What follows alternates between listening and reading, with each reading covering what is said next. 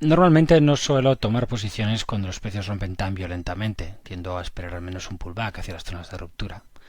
No era el caso de Louis Vuitton, porque para mí una directriz alcista principal como esta y una formación en doble suelo confirmada con un gap de ruptura en un valor con tanta fuerza relativa a un proceso de fondo, pues es un sí o sí.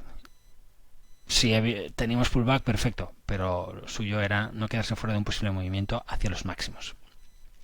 Así que lanzábamos desde el canal Telegram la posición en la francesa y los precios no nos han defraudado. El movimiento ha sido claro y fuerte hacia los máximos del año. ¿Qué ha pasado ahí? Pues lo que suele pasar, que los precios en zonas de resistencia toman cierta conciencia de la altura que tienen. Podemos ver aquí que en los máximos no tenemos exactamente la zona de resistencia, sino que es una resistencia que, como tantísimas veces, tiene que ver con una zona. Y la zona empieza justo aquí, porque aquí los precios dejan un hueco. Podemos ver el cierre en zona de máximos con esta vela fuerte al alza en el verano del 23 y este gap a la baja. Aquí empieza la corrección con hueco aquí, es lo que llamamos un islote. Es una figura potencialmente bajista que se va confirmando como patrón correctivo a medida que los precios despliegan lateralidad y ruptura. Aquí podemos ver un hombro cabeza a hombro y una especie de doble techo un poco irregular porque los precios están ligeramente por debajo en el siguiente máximo, pero a partir de aquí las cosas se complican. Cuando los precios empiezan a romper soportes, descartas la idea de una bandera, tienes esta zona de mínimos y finalmente aquí ya sí claramente tienes un proceso correctivo que se extiende hasta una primera zona de soporte, pero que realmente donde encuentra el matiz técnico es en el largo plazo.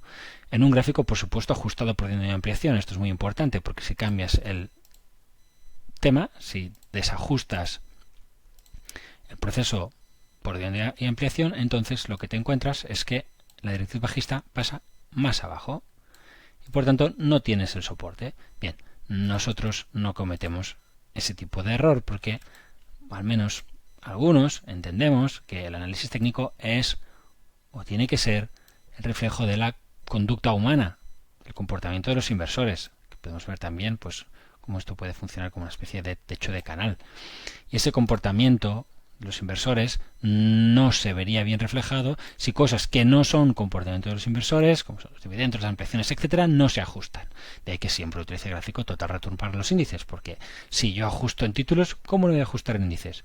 Bueno, pues es lo que pasa todos los días en todas partes cuando ves análisis técnico. Pero bueno, ¿qué ha pasado en la zona de resistencia? En ese gap, que los precios, antes de llegar a ella, han dejado una vela potencialmente bajista. No ha sido antes.